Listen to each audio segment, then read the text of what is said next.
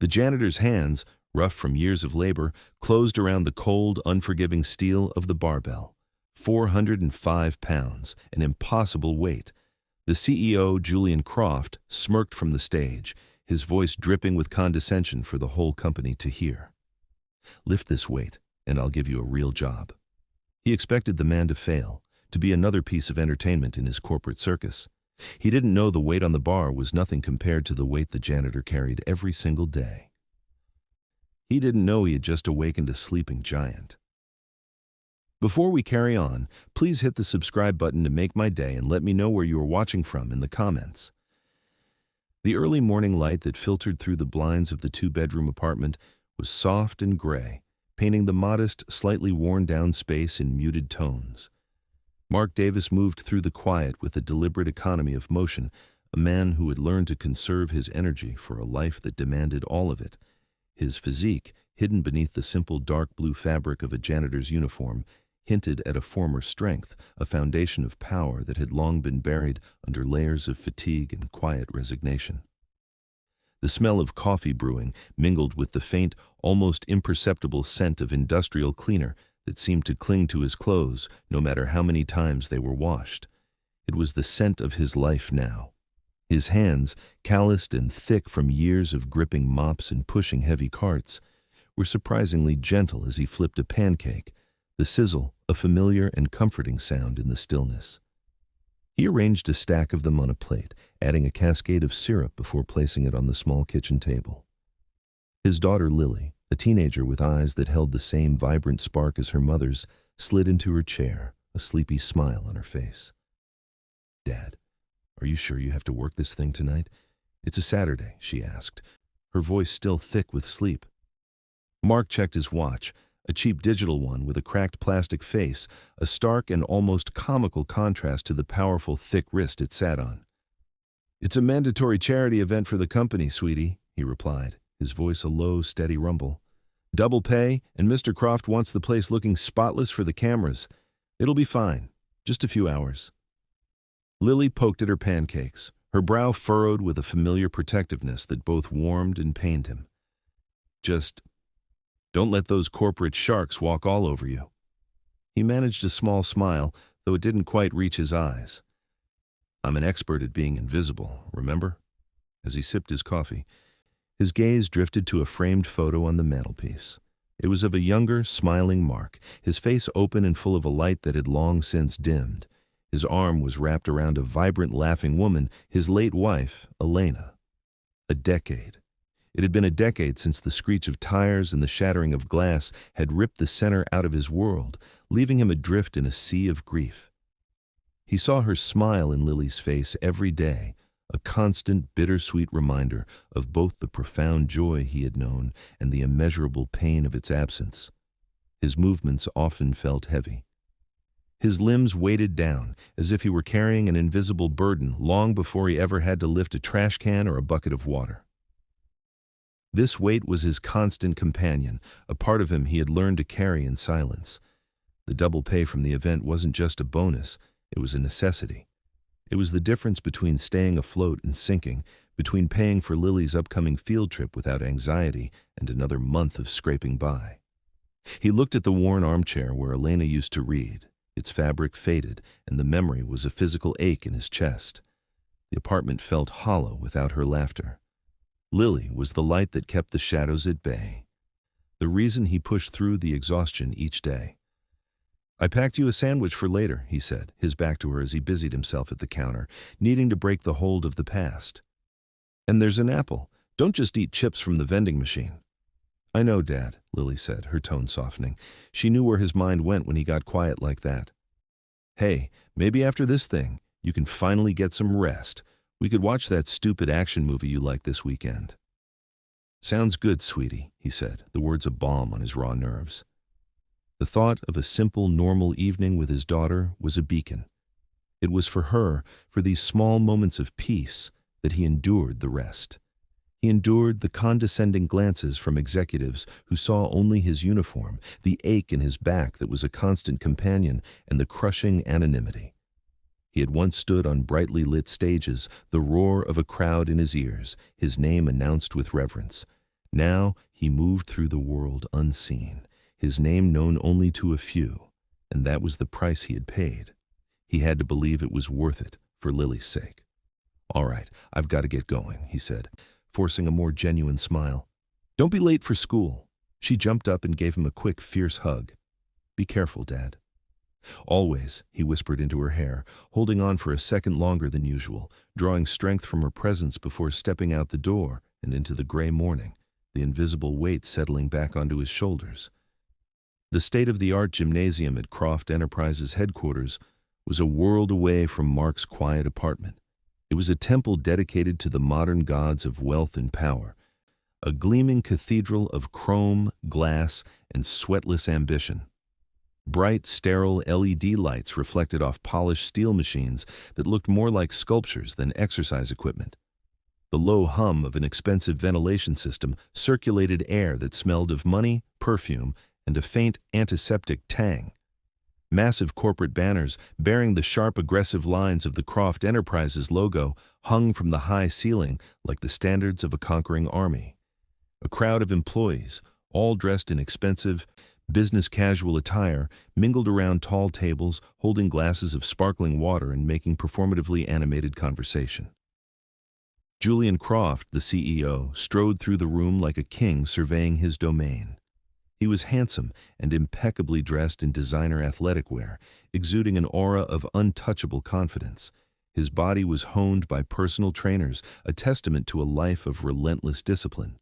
He shook hands with a firm, practiced grip, laughed a little too loudly at jokes that weren't particularly funny, and his eyes, a cold, calculating blue, constantly scanned the room, assessing and judging everyone and everything within his line of sight. Mark was in the background, a ghost in this gleaming machine. He moved along the periphery of the room, his presence almost entirely unnoticed by the preening executives. He was mopping a barely visible spill near the entrance, his focus narrowed to the rhythmic circular motion of the mop head against the polished floor. He kept his head down, his eyes fixed on his task, avoiding any and all eye contact. It was a skill he had perfected over the years, the art of making his 6'2" frame seem small and insignificant. He heard Julian's voice, amplified by his natural projection, cut through the low din of the crowd. "It's all about image, gentlemen," Julian announced to a rapt group of senior executives. "Strength, power, that's the Croft brand. We don't just build empires, we build ourselves. This event raises money, sure, but more importantly, it shows the world who we are. Winners." "Absolutely, Julian. A brilliant display," one of the executives replied, his nod a little too eager, his smile a little too wide. Mark felt a familiar, dull resentment tighten in his gut. He had seen men like Julian Croft before, men who confused privilege with strength, who treated power as a commodity to be purchased and displayed. They knew nothing of real strength, the kind that was forged in grit and failure, the kind that got you out of bed when your entire world had turned to ash. He felt like an intruder here, a creature from a different, dirtier world. He wasn't invisible because he was a janitor, he realized with a sudden sharp clarity. He was invisible because he chose to be. In this world of polished surfaces and fake smiles, invisibility was a shield. It was safety. He finished with the spill and moved toward a bank of treadmills, his soft-soled work boots making no sound on the floor. He watched Julian clap a junior executive on the back, his smile wide and predatory. Mark's mind drifted back to a different kind of gym, a place that smelled of rust, chalk, and honest sweat.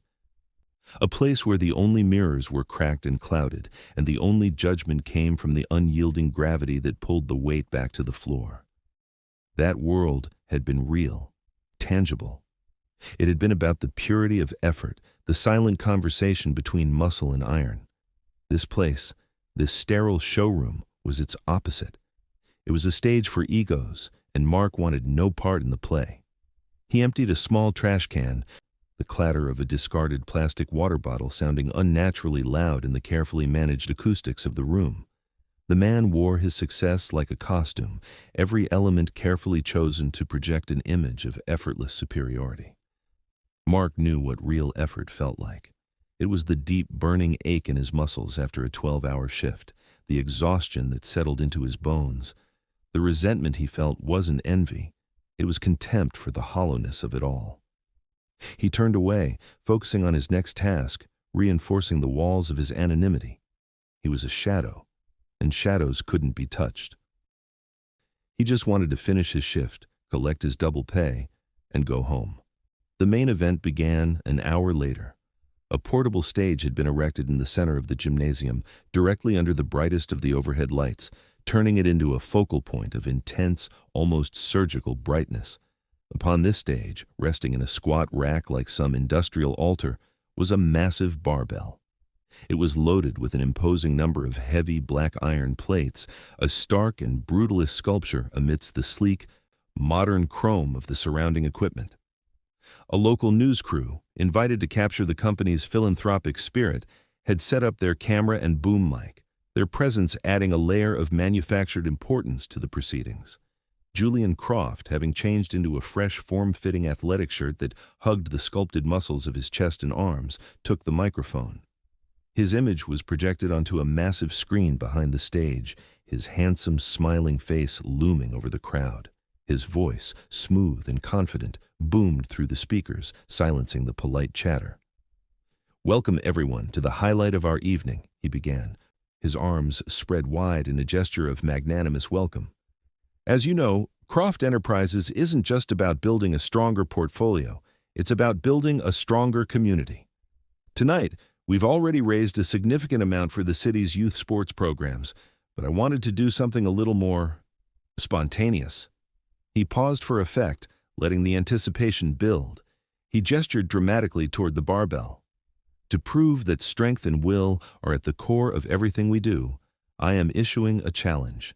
This bar," he announced, his voice dropping to a more serious, dramatic register, "is loaded to 405 pounds, a true test of power. I will personally donate $100,000 to the charity if anyone here tonight can deadlift it." A wave of murmurs and impressed gasps rippled through the crowd. 405 pounds was a serious weight, a number that commanded respect even among seasoned lifters. It was a weight that separated casual gym-goers from dedicated athletes. From his position near the water fountains, where he was wiping down the stainless steel surfaces, Mark felt a jolt. 405. The number echoed in his mind, not as a measure of weight, but as a landmark, a familiar point on a map he had long since folded and put away. It was a warm-up weight from a lifetime ago. It was the weight he had lifted for reps, the bar bending under the strain, the roar of a different kind of crowd in his ears. The sight of the bar, the specific configuration of the 445-pound plates on each side, awakened something dormant within him, a ghost of a feeling he had suppressed for a decade. It was a cold electric hum in his veins, the memory of power. Julian, ever the showman, orchestrated the next phase of his performance. "Now, I know we have some strong contenders in the Croft family. Who wants to be the first to test their mettle?" A few athletic-looking junior executives, their competitive instincts overriding their common sense, stepped forward. The first, a young man named Johnson, who was known for his weekend rugby games, approached the bar with a confident swagger. He chalked his hands, took a wide stance, and pulled. The bar lifted a few inches off the ground, his face turning a deep shade of crimson as every sinew in his body strained. For a moment, it seemed he might lock it out, but his grip failed, and the bar crashed back to the floor with a deafening, metallic clang that reverberated through the entire gym. He stumbled back, shaking his hands and forcing a pained smile. The crowd offered a smattering of polite applause. Julian chuckled into the microphone. "A fine effort, Johnson. A fine effort. But this is a true test of will, a test of power. It seems the Croft Enterprises standard is perhaps a little too high." He laughed, a sharp barking sound, and the crowd, taking their cue from their leader, joined in, their laughter a wave of forced corporate enthusiasm. Another executive tried, and then a third. Both failed, one barely breaking the weight from the floor, the other giving up with a theatrical groan. Each failure only served to amplify the difficulty of the challenge, making the weight seem even more mythical, more impossible. And with each failure, Julian's pledge seemed more generous, his magnanimity more profound. It was a perfectly engineered piece of public relations. And he was the star. Mark watched from the periphery, a knot tightening in his stomach. The clanking of the failed attempts was a discordant symphony, an insult to the purity of the lift. He saw their terrible form, their rounded backs, their jerky, ego-driven movements. They were treating the weight as an enemy to be conquered, not as a partner in a dance of strength. He could feel the proper mechanics in his own body, a phantom sequence of muscle memory. The hip hinge, the straight back, the explosive drive through the heels. The knowledge was as much a part of him as the grief he carried. The two were inextricably linked, the strength he had once celebrated, and the tragedy that had rendered it meaningless. He turned away, grabbing a nearby trash can, needing to focus on something, anything else. The smell of chalk, carried on the air from the stage, was a ghost on his tongue, and it tasted like regret. As he was pulling the full liner from the can, Julian's voice cut through the air again, this time with a new predatory edge. "Wait a minute," he said, a slow, cruel, amused smirk spreading across his handsome face. He was scanning the crowd, his eyes sweeping past the executives and landing, with theatrical precision, on the janitor at the edge of the room. The spotlight operator, following his gaze, swung the bright white beam away from the stage. The light hit Mark like a physical blow. He froze, one hand holding the bunched-up plastic of the trash bag, caught in the sudden, blinding glare like a deer in the headlights of an oncoming truck. The low hum of conversation in the gym died instantly. Every head turned.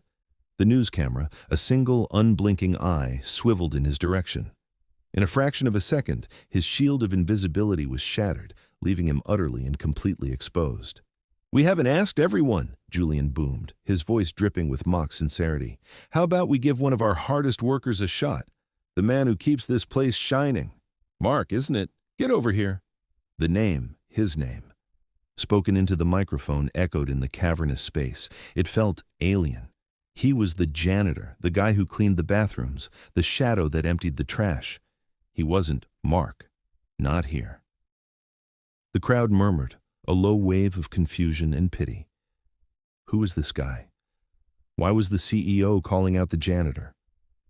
Mark's heart hammered against his ribs, a frantic, trapped bird. The heat of the light was intense, a physical weight on his skin, but it was nothing compared to the crushing weight of hundreds of pairs of eyes. His first instinct, primal and overwhelming, was to flee, to drop the bag, turn, and walk out the door, to disappear back into the shadows where he belonged. "Come on, don't be shy," Julian goaded, enjoying the spectacle. Feeding off the man's visible discomfort, he was turning Mark into a prop, a piece of comedic relief for his corporate audience. The humiliation was a sharp metallic taste in Mark's mouth. It mingled with a surge of hot white rage that burned away the initial shock. He stood paralyzed, the trash bag still clutched in his fist, the plastic crinkling with the force of his grip. Julian raised the stakes, his voice taking on a tone of false generosity that was more insulting than the initial mockery. "I'll tell you what," he said, leaning forward as if sharing a grand secret. "You work hard. Too hard, probably. All that mopping and scrubbing." He paused, letting the condescension hang in the air. "Lift this weight, and I'll give you a job. A real job. Right here in the corporate office. A desk, a computer, the whole 9 yards. No more cleaning toilets. What do you say?"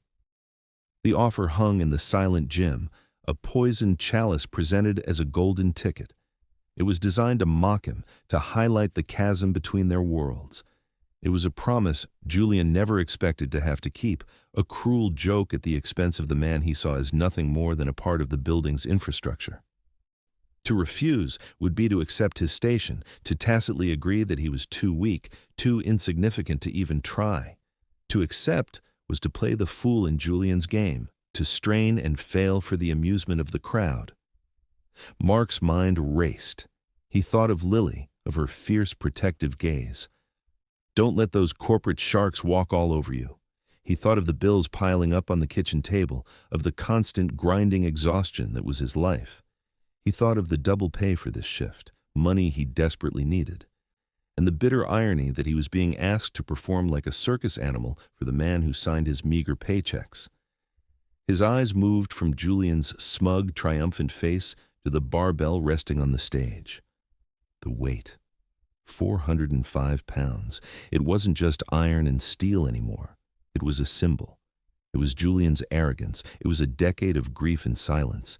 It was the life he had lost and the life he was struggling to maintain. It was the condescending glances, the thoughtless smirks, the crushing anonymity. It was every burden he had carried since the day Elena died.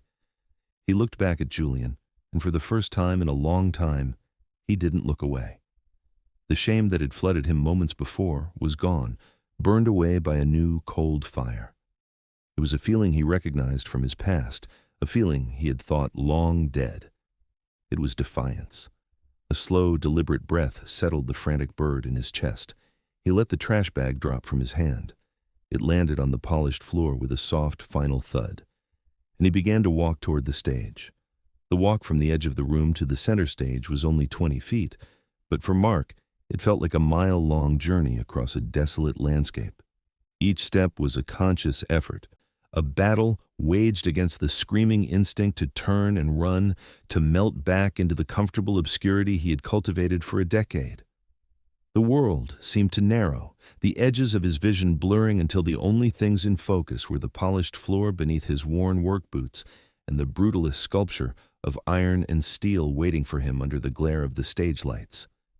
The whispers and murmurs of the crowd, which had been a low hum, faded into a dull, distant roar, like the sound of the ocean heard from miles inland. He was aware of them parting before him, creating a narrow channel through a sea of faces. He could feel their eyes on him, a physical pressure on his skin. He caught glimpses of their expressions, a discomfiting mixture of pity for the janitor being so cruelly used and a morbid, hungry curiosity to see just how badly he would fail. He ignored them all. Their world, their rules, their judgments, they had ceased to matter the moment he dropped the trash bag. He stepped onto the low stage, the surface firm and unyielding beneath his feet. He walked to the front, placing himself between the audience and the barbell. He turned his back to the crowd, facing the weight, and in doing so, he shut them out completely. There was only him and the bar. He slowly, deliberately pulled off his worn, fingerless work gloves. The fabric was thin and frayed, stained with a decade of grime and labor. He tucked them into the back pocket of his uniform trousers. The action was simple, mundane, yet it felt deeply symbolic, like a knight removing his gauntlets before a duel. He revealed his hands, the skin thick and heavily calloused across the palms and at the base of his fingers, a roadmap of a life of hard physical work. These were not the hands of a man who sat at a desk. His eyes were locked on the barbell. He didn't see a piece of gym equipment. He saw a physical manifestation of all the invisible burdens he had carried for so long.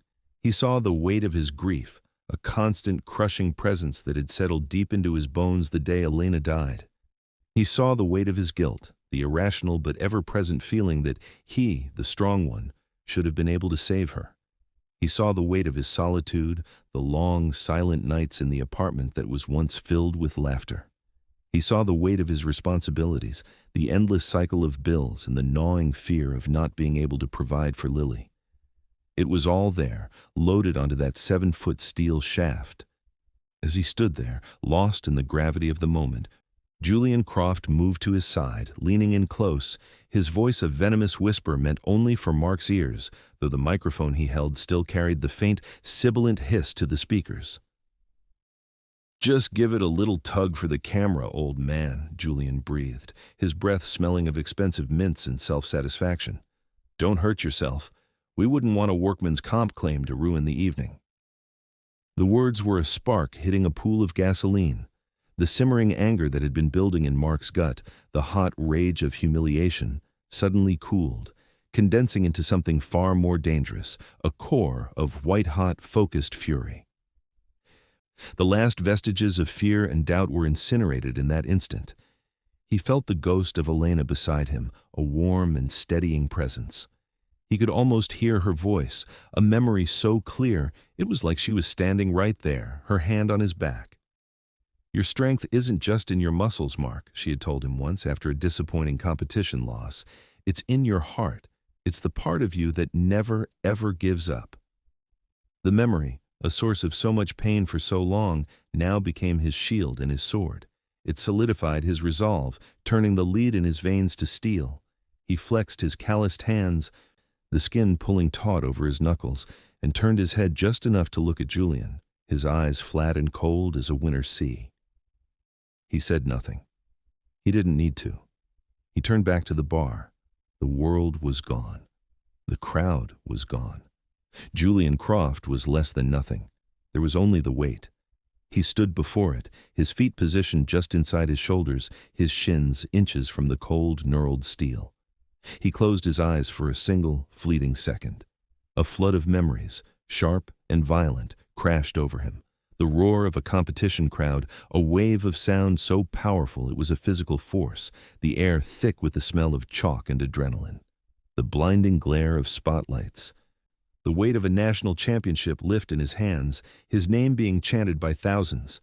Then, the images fractured, replaced by a different, more terrible memory. The screech of tires on wet asphalt, a sound that ripped the night apart, the explosive, shattering percussion of glass and metal, the horrifying, unbearable silence that followed, a silence that was louder and more profound than any crowd's roar. The silence where he had called Elena's name and heard no answer. He opened his eyes. The grief and the rage, the love and the loss, the past and the present, it all coalesced within him, forging itself into a singular, white-hot point of energy.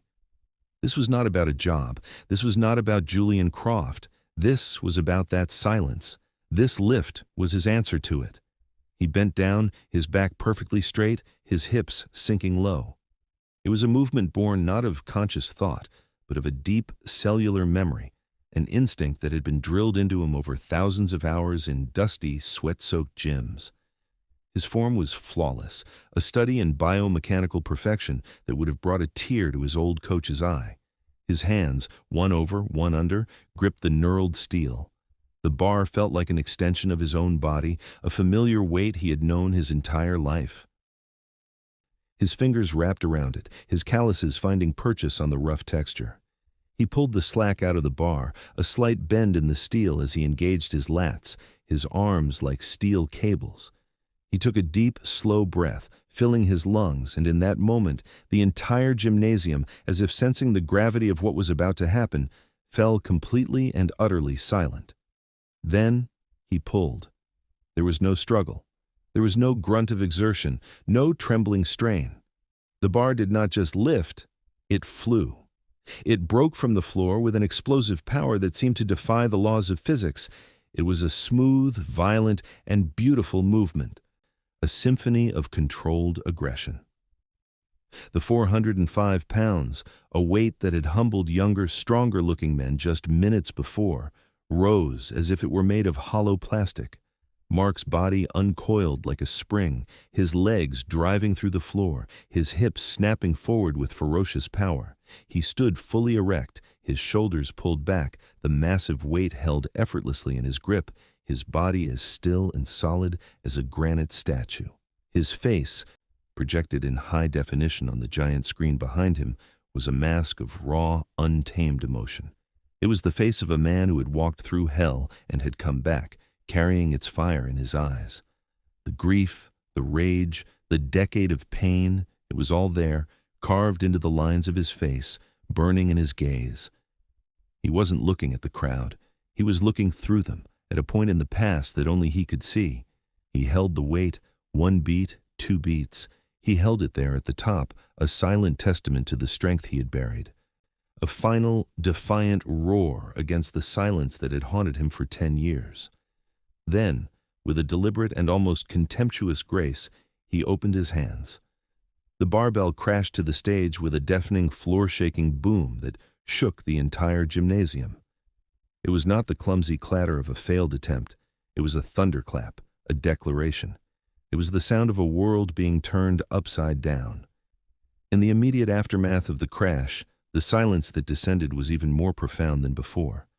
It was a vacuum, a collective, held breath of 1,000 people who had just witnessed the impossible. For a split second, the only sound was the faint metallic ringing of the vibrating barbell. Then, the dam broke. It started not with polite applause, but with a single, whooping shout from someone in the back. It was followed by another, and then the entire room erupted. It was a wave of genuine, unrestrained, and thunderous sound, a roar of disbelief and awe. People were on their feet shouting, clapping, whistling. The executives, the junior employees, even the news crew, their professional detachment forgotten, were cheering for the janitor. They had come expecting a circus, a bit of corporate theater. They had witnessed a resurrection. Amidst the chaos, Julian Croft stood frozen on the stage, his smug mask of superiority completely shattered. His face, just moments before so full of arrogant amusement, was now ashen, his jaw slack, his blue eyes wide with a mixture of shock and horror. The microphone had slipped from his limp fingers and lay forgotten at his feet. He stared at Mark, at this quiet, invisible man who had just stolen his show, who had just exposed his grand gesture as a hollow sham. He was no longer looking at a janitor. He was looking at a monster, a ghost from a world of real power who had risen up and humiliated him in front of his entire company, in front of the cameras, in front of the world. The foundation of his carefully constructed universe had just been pulverized by a man he hadn't even considered human. And his face was a perfect portrait of a king who had just been dethroned by a peasant. The chaos that followed the thunderclap of the falling barbell was a physical thing, a storm of sound and motion that engulfed Mark completely. The adrenaline that had turned his blood to fire moments before began to recede, leaving him shaky and disoriented, the roar of the crowd a deafening, meaningless wave of noise. For a decade, his life had been defined by quiet corridors, the gentle hum of floor polishers, and the solitude of his own thoughts. This sudden, violent explosion of attention was a sensory assault. People were swarming the stage, their faces a blur of excitement and disbelief. Hands reached for him, clapping his shoulder, grabbing his arm. Voices, sharp and overlapping, stabbed at him from all directions. "Who are you?" a man in a tailored suit shouted, his eyes wide. "Where did you learn to lift like that?" another voice demanded. "That was incredible. Just incredible." "What's your name again?" He felt himself backing away, stumbling slightly, overwhelmed by the sudden suffocating proximity of the crowd. He was a ghost who had suddenly become solid, and the transition was agonizing. The bright hot lights of the stage and the flashes from people's phones were blinding, disorienting. He felt trapped, a specimen under 1,000 microscopes, and his only instinct was to flee, to find the shadows again. He raised his hand slightly, a defensive gesture, trying to ward off the onslaught of questions and congratulations. He needed air. He needed silence. Then, a new presence cut through the frenzied mob. A young woman, her eyes sharp and intelligent, moved with a purpose that set her apart from the rest. She wasn't shouting or reaching for him.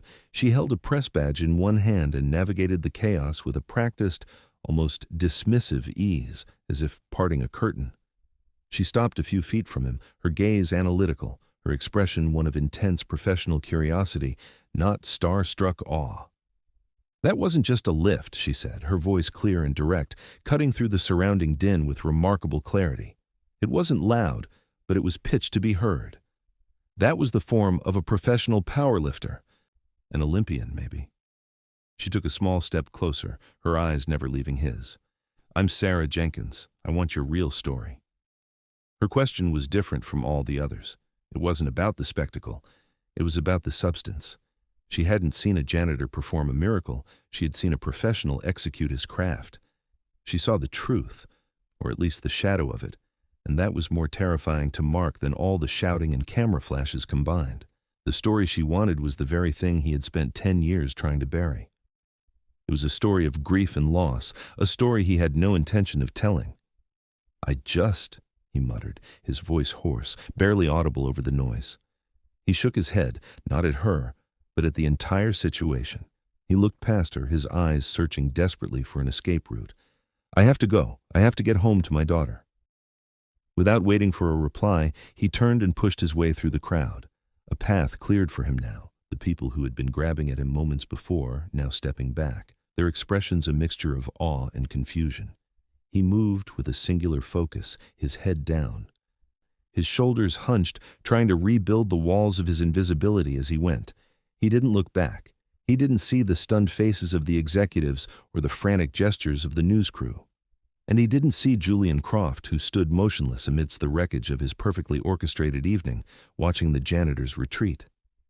The ashen shock on Julian's face had begun to recede, replaced by a dark, rising tide of color. A deep, mottled red crept up his neck, a physical manifestation of the venomous, narcissistic rage that was boiling inside him. His fists were clenched so tightly at his sides that his knuckles were white. He watched Mark disappear through the exit, and his handsome face twisted into a thunderous mask of pure fury and abject humiliation. The janitor had not just lifted a weight, he had stripped Julian of his power in front of his entire kingdom. He had turned the CEO's magnanimous gesture into a punchline, and Julian Croft was not a man who tolerated being the punchline. In that moment, watching the back of the man who had ruined everything, he made a silent, vicious vow. This was not over. The drive home was a blur. Mark sat behind the wheel of his aging sedan, the engine rattling a familiar, comforting rhythm that was a stark contrast to the chaos of the gym. The sounds were still ringing in his ears, the roar of the crowd, the deafening crash of the barbell, the sharp, incisive voice of the journalist, Sarah Jenkins. He felt raw, exposed, as if a layer of his skin had been peeled away. The quiet, tree-lined streets of his neighborhood, usually a welcome sight, felt alien tonight.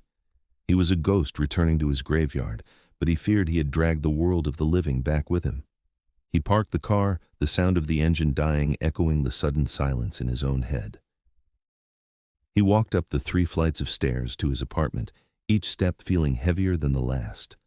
The door, with its peeling paint and familiar brass knob, was a portal, a gateway back to the only world where he felt safe, the only world that mattered. He turned the key, pushed the door open, and stepped inside. The first thing he heard was the sound, the unmistakable earth-shaking crash of 405 pounds of iron hitting a platform, tinny and distorted, coming from a phone speaker. He saw Lily on the couch, her face illuminated by the pale blue light of the screen. She was hunched forward, her eyes wide, watching a shaky, viral video of the lift. She looked up as he entered, her mouth slightly agape. The video, which had been on a loop, played the moment again, his own face, a mask of raw anguish and fury, filling the small screen before the phone was dropped on the cushion. For a moment, they just looked at each other. He saw a decade of her life flash before his eyes. He saw the little girl who had held his hand at her mother's funeral, her face a mask of confusion. He saw the child who he had to be strong for, even when he felt like crumbling into dust. He saw the teenager who looked at him with a mixture of love and a kind of gentle pity, the quiet, sad man who was her father. But the look in her eyes right now was something entirely new. It was not pity. It was not concern. It was pure, unadulterated, breathtaking awe. "Dad," she breathed, her voice barely a whisper. She scrambled off the couch and ran to him, throwing her arms around his waist and hugging him with a fierce, trembling strength. "Oh my God, I never knew. You were amazing." She pulled back, her eyes shining with unshed tears, but they were not tears of sadness. "You were like a superhero."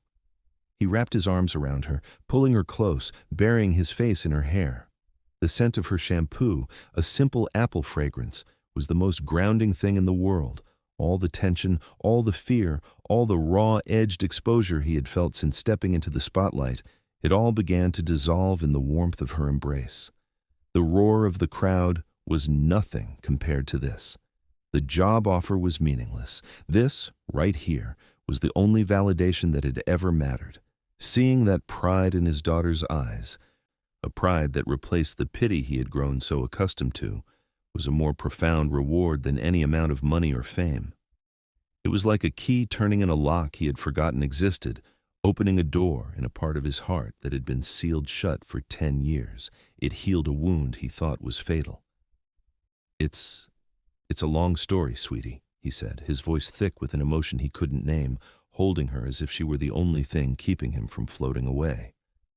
While the quiet, profound healing was taking place in the small, worn-down apartment, a different kind of scene was unfolding across town.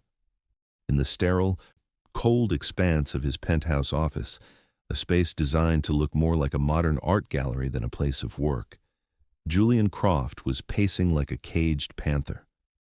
The panoramic floor-to-ceiling windows displayed the glittering expanse of the city at night, a kingdom that was supposed to be his. But he saw none of it. His world had shrunk to the size of his own burning humiliation. With a guttural roar of frustration, he seized a heavy crystal tumbler from his minimalist desk, the amber liquid within sloshing over the side, and hurled it against the far wall.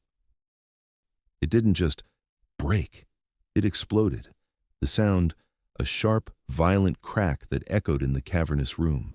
Shards of expensive crystal rained down onto the polished concrete floor, glittering like fallen stars, a stain on the room's obsessive perfection. But the violent act brought him no release. He snatched his phone from the desk, his movements jerky and furious. He stabbed at the screen with a trembling finger, his breath coming in ragged, angry gasps. The call was answered on the first ring. "Sir," a calm, professional voice said on the other end. It was his head of security, a man paid a handsome salary to solve problems. "I want him," Julian snarled, his voice a low, venomous growl. "The janitor, the one from the event tonight, Mark Davis." He spat the name like it was poison. "I don't care what it takes. I don't care what it costs. Find out who this man is. I want everything. I want his history, his family, every job he's ever had, every mistake he's ever made. I want to know who he talks to, where he drinks, what he buys. I want every skeleton in his closet, every piece of dirt, every forgotten sin."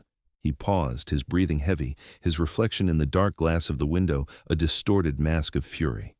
"He made a fool of me, in my own building, in front of my own people. He made me a fool." His voice dropped even lower, becoming a chilling, almost reptilian hiss. "I'm going to bury him. I'm going to dig a hole so deep and dark he'll forget the sun ever existed. Do you understand me?" "Perfectly, sir," the voice on the other end replied, without a hint of surprise or judgment. "I'll get a team on it immediately." Julian ended the call, his thumb pressing the screen so hard it threatened to crack. He stared out at the city lights, but he wasn't seeing them.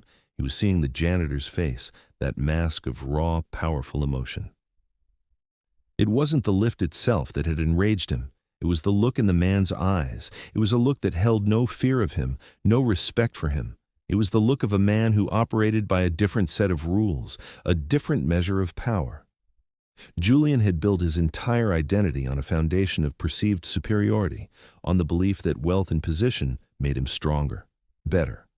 The janitor had demolished that foundation with a single effortless pull. The rage Julian felt was the terrified, narcissistic fury of a false god who had just been shown a real one. He couldn't defeat the man's strength, so he would destroy his life. It was the only way to restore his own fractured ego, the only way to put the world back into its proper order, with Julian Croft back on top. Across town, in a part of the city that the gleaming towers of Croft Enterprises looked down upon but never touched, stood a squat brick building with fogged-up windows. There were no corporate logos here, no valet parking, just a faded, hand-painted sign that read, "Franklin's Iron Pit." Inside, the air was thick with the holy trinity of old-school gyms, the smells of chalk, sweat, and the faint, metallic tang of rusting iron. It was a place of history and authenticity, the complete opposite of Julian Croft's sterile corporate facility. Here, the machines were not chrome and silent. They were scarred and dented, and they groaned and clanked under the strain of heavy use. The mirrors were cracked, and the floor was a patchwork of worn rubber mats. This was not a place to be seen. It was a place to work. In a small, cluttered office in the back, an old man with a face like a road map and a voice that sounded like gravel being churned in a cement mixer watched a small, flickering television. He was Coach Franklin, and he was watching the viral video of Mark's lift for the 10th time. He ignored the breathless news anchor and the flashy graphics. He watched the form. He saw the perfect hip hinge, the impossibly straight back, the explosive, seamless power. It was a signature as unique and undeniable as a fingerprint, a ghost from a decade ago, walking and breathing in the harsh glare of a television studio. A slow, sad smile touched the old coach's lips. He reached for a dusty, leather-bound address book, its pages yellowed with age. He flipped through it, his thick finger tracing down a list of names, names of boys he had turned into men, champions he had forged in this very gym. He stopped at a name he hadn't looked at in 10 years. He picked up the ancient rotary phone on his desk, the plastic heavy in his hand, and dialed the number from memory, a number he never thought he would call again. Back in his apartment, the phone's shrill ring was a violent intrusion into the fragile peace Mark had found with Lily. He had been basking in the warmth of her newfound pride, a feeling so foreign and so welcome it was almost painful. He answered the call, expecting a wrong number or a telemarketer. "Hello?" There was a pause and then a voice, a gravelly, familiar rumble that seemed to travel not just through the phone line, but through 10 years of time. "You always had more strength than sense, kid." Mark froze. His blood ran cold. The phone felt slick in his hand. It was a voice he had thought he would never hear again, a voice that belonged to a different life, a different man. It was the voice that had guided him, pushed him, and believed in him when no one else did. It was the voice he had run from. "I saw the news," the voice continued, oblivious to the storm it had just unleashed in Mark's soul. "It's about time you stopped hiding from the world. We need to talk." Mark's throat was tight, his own voice a strangled whisper. "Coach, I can't." The words were an admission of a weakness far greater than any physical limitation. He couldn't go back. He couldn't face the man who represented everything he had lost. There was a sigh on the other end of the line, a sound heavy with disappointment and a deep, abiding patience. "You can't run from your own shadow, Mark. It's bigger than you now. That video, that lift. You didn't just wake up a few corporate suits. You woke up the whole world. And some parts of that world have long memories." The coach's tone was firm, leaving no room for argument. "Meet me at the old gym, tomorrow." Before Mark could protest, before he could find the words to explain the chasm of grief and guilt that made such a meeting impossible, the line went dead. He stood there, holding the silent phone, the dial tone a monotonous buzz in his ear. The call was a jolt, a lightning strike that had split the carefully constructed wall between his past and his present. He was torn, ripped in two by the familiar, comforting pull of his quiet, anonymous life and the sudden, terrifying resurgence of his old identity. Lily looked at him, her brow furrowed with concern. "Dad? Who is that? You look like you've seen a ghost." He forced a smile that felt like a grimace. "Something like that, sweetie," he said, his mind reeling. "Just an old friend." But it wasn't a friend. It was a ghost, and it had just summoned him back to his own tomb. The next day, the fragile bubble of peace and pride that had enveloped Mark's small apartment was brutally burst. It didn't happen with a phone call or a knock on the door, but with the silent, insidious glow of a phone screen. Lily, scrolling through her social media feed before school, suddenly went quiet. Mark, packing her lunch at the kitchen counter, noticed the change in the room's atmosphere immediately. "What is it?" he asked, turning around. She didn't answer. She just held the phone out to him, her hand trembling slightly, her face pale, the look of awe from the night before replaced by one of confusion and horror. He took the phone. The headline, stark and sensational, seemed to leap off the screen, the words like a physical blow to his gut. "Hero, Janitor's dark past." Revealed was the tragic accident that killed his wife. Really an accident? Below, it was a picture of him from the event, his face a mask of exertion, placed next to a smiling, happy photo of Elena, a photo he recognized from their wedding album. He felt the air leave his lungs, a sudden violent vacuum in his chest. He scrolled down, his hands shaking. The article was a masterpiece of insinuation and character assassination. It spoke of his past as a competitive powerlifter, twisting his dedication and strength into a portrait of reckless aggression. It mentioned the car accident, carefully omitting the official details while planting seeds of doubt with phrases like, "Questions have always lingered," and "Sources close to the situation suggest a more complicated story." It painted a picture of a man with a history of pushing limits, a man whose immense strength could be a liability. It didn't outright accuse him of causing Elena's death. It did something far worse. It invited the world to The walls of the apartment felt like they were closing in. The public adoration, which had been so overwhelming and strange, had soured overnight into a wave of suspicion and morbid curiosity. He could feel the eyes of strangers on him, not with awe, but with judgment. But the most painful part, the part that felt like a shard of glass twisting in his soul, was seeing Elena's memory being violated like this. Her death, the single most sacred and agonizing event of his life, was being turned into cheap, sordid entertainment, a weapon to be used against him. The old guilt, the self-loathing he had fought so hard to suppress for a decade, the monster he kept chained in the basement of his heart, began to stir, rattling its chains. "Dad?" Lily's voice was small, fragile. "What is this? It's a lie, right?" He had to force himself to look at her, to meet her wide, frightened eyes. This was the conversation he had always dreaded, the one he had hoped he would never have to have. He had given her a simplified, sanitized version of the accident when she was old enough to ask, protecting her from the brutal, traumatic details. Now, those details were being twisted into something ugly and thrown in her face by anonymous strangers on the internet. He sat down beside her on the couch, the phone forgotten on the floor. "Yes, sweetie," he said, his voice thick with a pain he couldn't hide. "It's a lie, a terrible, vicious lie." He took a deep breath, the air burning his lungs. He had to tell her. He owed her the truth, the real story, not the sanitized version, and certainly not the poisonous fiction being peddled by Julian Croft's hired guns. He told her about the drunk driver who had run the red light, about the impact being on her mother's side of the car, about the career-ending injury he had sustained. And he told her about the guilt, the real guilt, the survivor's guilt that had haunted him ever since, the feeling that with all his strength he should have been able to do something, anything, to protect her. The conversation was the hardest of his life, a journey back into the worst day of their lives, but as he spoke, as he shared the burden he had carried alone for so long, he felt a subtle shift. He was not just protecting Lily, they were facing this together. Her hand found his, her small fingers lacing through his, a silent message of support, of belief.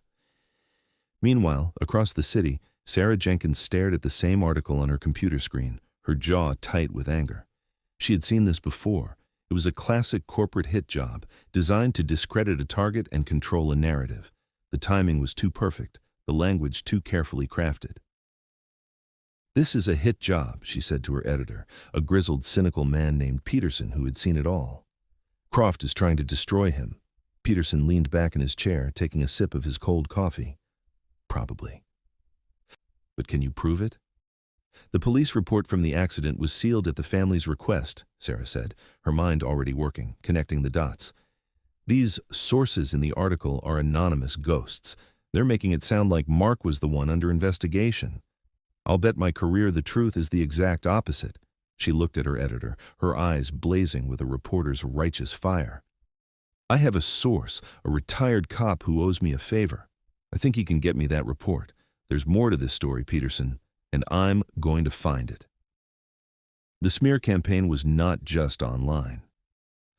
When Mark went to work that evening, the atmosphere had changed. The few colleagues who had previously offered a quiet nod or a simple hello now averted their eyes. He could hear them whispering in the break room as he walked by, the words dying as soon as he entered. His sanctuary of anonymity had been poisoned, turned into a place of quiet accusation. He was no longer invisible. He was a pariah. The weight on his shoulders was heavier than ever, but now it was not just the weight of grief. It was the weight of a fight he had never asked for, a fight for his name, for his daughter, and for the memory of the woman he had loved. And as he mopped the floors of the gleaming, empty building, he knew he could not face it alone.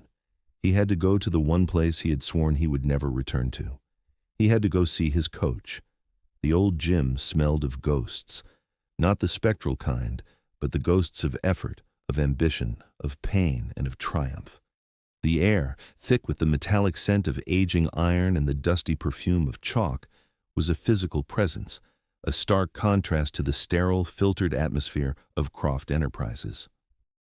For Mark, stepping through the door of Franklin's iron pit was like stepping back in time. Every scar on the rubber flooring, Every dent in the mismatched weight plates, every crack in the clouded mirrors was a landmark in a country he had abandoned. He saw the ghost of his younger self everywhere, a boy with fire in his eyes and a belief that strength could conquer anything. He had been wrong. Coach Franklin was waiting for him in his small, cluttered office, sitting behind a desk that was buried under a mountain of old lifting magazines and half-empty coffee mugs. He didn't stand up when Mark entered. He just watched him, his eyes roomy but still sharp, taking in the man who stood before him. He saw the years of fatigue etched around Mark's eyes, the slight stoop in his shoulders that had nothing to do with age and everything to do with the weight he carried. "Took you long enough," the coach grumbled, his voice the familiar sound of rocks tumbling downhill. Mark didn't answer. He just stood in the doorway, a man caught between two worlds, the silence stretching between them, thick with unspoken history. "Sit," Franklin commanded, gesturing with a thick, gnarled hand toward a rickety wooden chair. Mark obeyed, the chair groaning under his weight. He felt like a teenager again, called into the principal's office, but the feeling was mixed with a profound, aching sense of homecoming. "They're trying to bury you, kid," Franklin said, his gaze unwavering. "That slick-suited bastard Croft, he's feeding lies to the wolves and they're eating it up." Mark stared at his own hands, at the calluses that felt so out of place in this new, ugly spotlight. "I know." "So what are you going to do about it?" the coach pressed. "You going to let him? You going to let him drag Elena's name through the mud?" The name, spoken aloud in this place, was a physical blow. Mark flinched, a deep, shuddering breath escaping him. He finally looked up, and the dam he had spent a decade building finally broke. The words came out in a torrent, a flood of pain and guilt that had been poisoning him from the inside out. "I couldn't save her, Coach," he choked out, the words raw and broken. "The car, it hit her side. The doctor said it was instant, but I was there. I was the strong one. I could lift 500, 600 pounds, but I couldn't protect her." His voice cracked, the agony of that moment as fresh as if it had happened yesterday. "My leg was shattered. They said I was thrown from the car. But I survived. She didn't. What good is all that strength if you can't protect the one person you love?" After that, the weights, they just felt meaningless. They felt like a lie. He finally confessed the truth of his guilt. It wasn't that he had caused the crash. It was that he had survived it.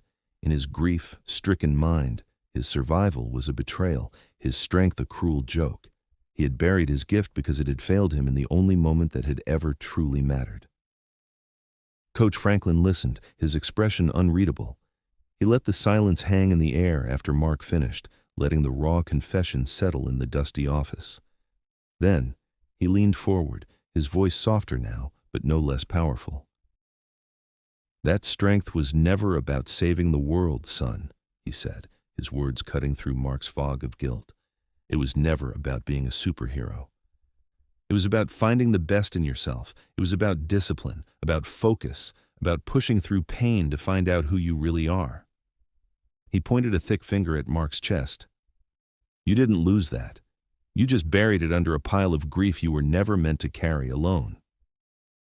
As the coach's words sank in, a balm on a decade-old wound, the door to the office creaked open.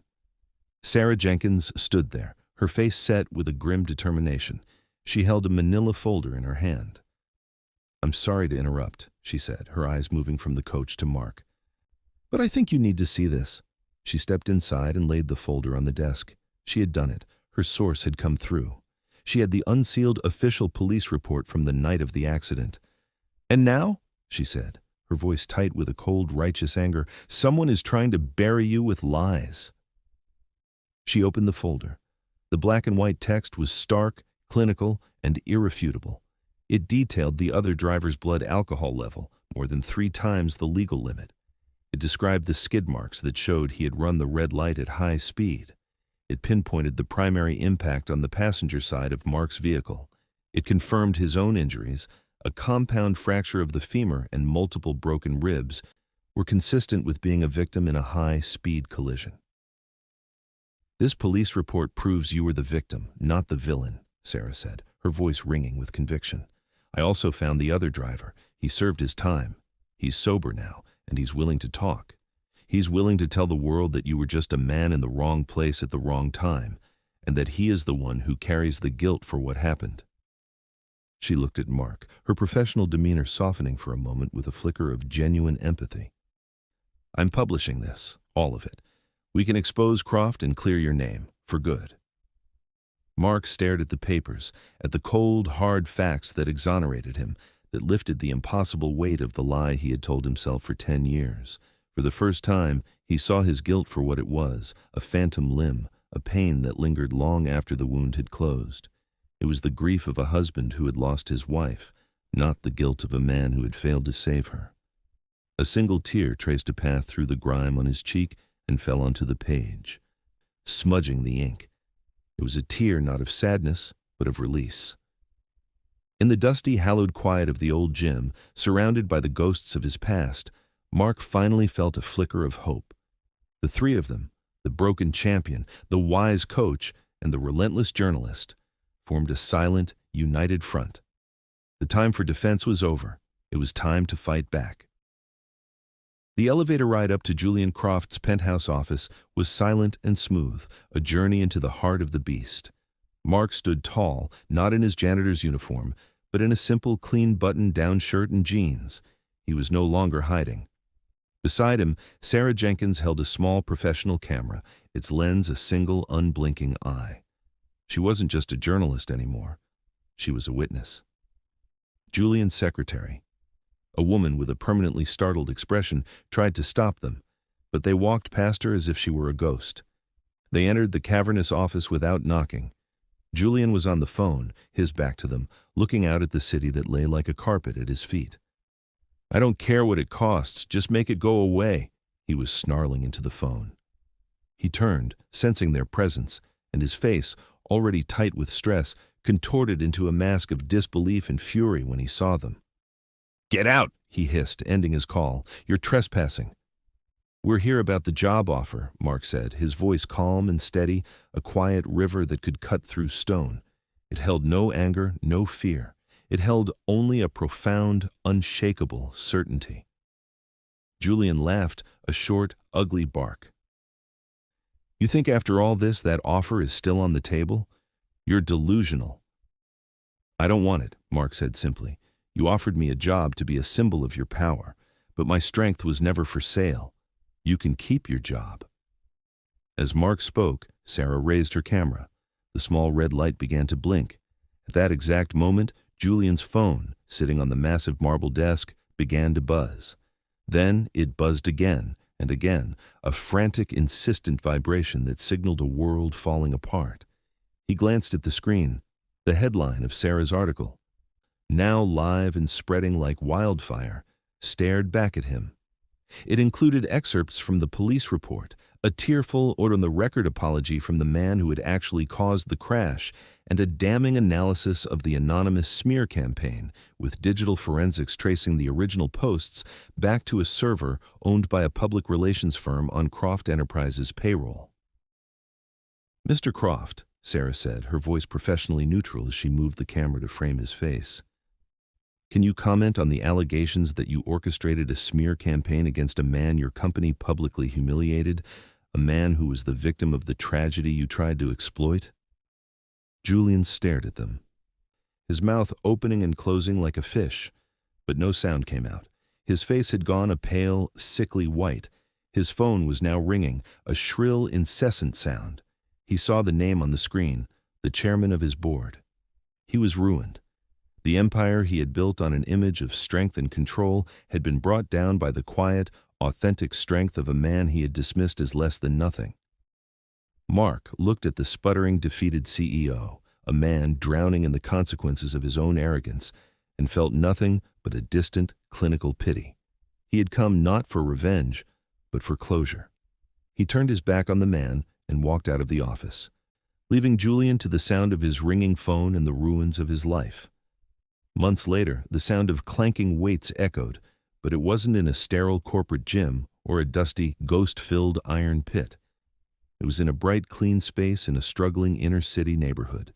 The sign outside read, "The Elena Davis Youth Strength Center." After the story broke, A defamation lawsuit against Croft Enterprises had been settled quickly and quietly for a very large sum of money.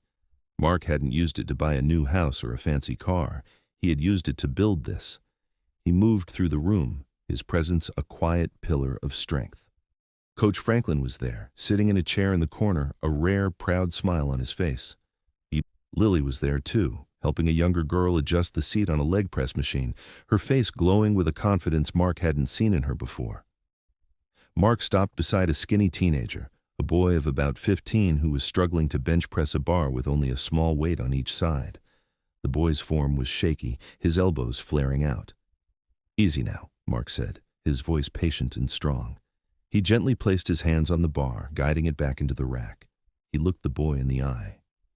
"It's not about how much you lift, it's about how you carry it." He tapped the boy's chest lightly. "It starts here. Breathe. You're stronger than you think." The boy nodded, a look of determination replacing the frustration on his face. Mark smiled, a genuine, easy smile, free from the shadows that had haunted him for so long. He had found a new purpose. He was using his strength not to lift dead weight from the floor, but to lift up the lives of kids who had been told they were worthless. He was turning his pain into a promise, honoring Elena's memory not by hiding from the world, but by making it a better place. He had finally lifted the heaviest weight of all, the crushing burden of his own grief, and in doing so, he had found a way to carry it with grace. He was no longer a ghost, he was a builder, and his work had just begun.